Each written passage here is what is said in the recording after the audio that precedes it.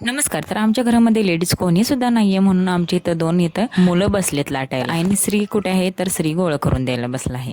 किती वेळा म्हटलं त्यांना लाटू नका, गोळे करू नका, तुम्ही जावा बाहेर खेळा जावा, तर मुलं अजिबात ऐकत नाही. अशा वेळी तर पूर्णच हट्ट करून बसतात की आम्हालाच लाटायचं आहे. मोठं झाल्यावर ज्यावेळी लाटायचं त्यावेळी तर लाटणार नाहीच आहे, मदत तर अजिबातच करणार नाही त्यावेळी. पण आता लहानपणी सांगतो ते पण ऐकत नाही. लाटायला सुरुवात केली नाही तोपर्यंत इथं थंडगार आमच्या हातात पेप्सी आणून ठेवली.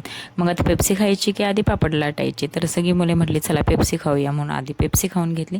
त्याच्यानंतर पापड लाटायला गेली. आणि अहिलेला मी सांगितलं होतं की व्हिडिओ कर म्हणून, आणि व्हिडिओच्या चक्करमध्ये ना तिनं फॅन पाडून ठेवला होता.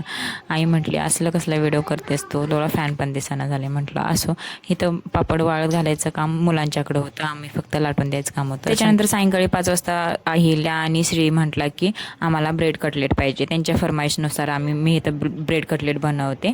आणि त्याच्यानंतर मी बनवते ब्रेड कटलेट, आणि वहिनी आमच्या दोघी पण इथे येऊन बसल्या होत्या माझ्याकडे बघत. बघा, नंदूबाईंना काम लावतात आणि आपण बघत बसतात, असं मी म्हणणार नाही, जस्ट जोक. कारण की आम्ही एक कॉमेडी सीन करत होतो, त्याच्यासाठी ह्या बसल्या होत्या इथं असं बघत. म्हणजे कामं होती त्यांना, पण मी म्हटलं एक व्हिडिओ करू म्हणून त्या माझ्यासाठीच बसल्या होत्या.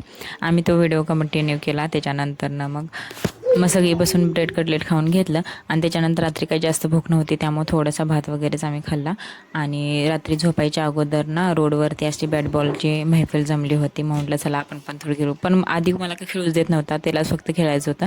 त्याच्यानंतर ना त्याला एवढं खेळायचं होतं की घरात येऊन पण तो कंटिन्यू रडत होता. तर त्याला शांत केलं आणि माझा व्हिडिओ मी इथं संपवते. भेटू नेक्स्ट.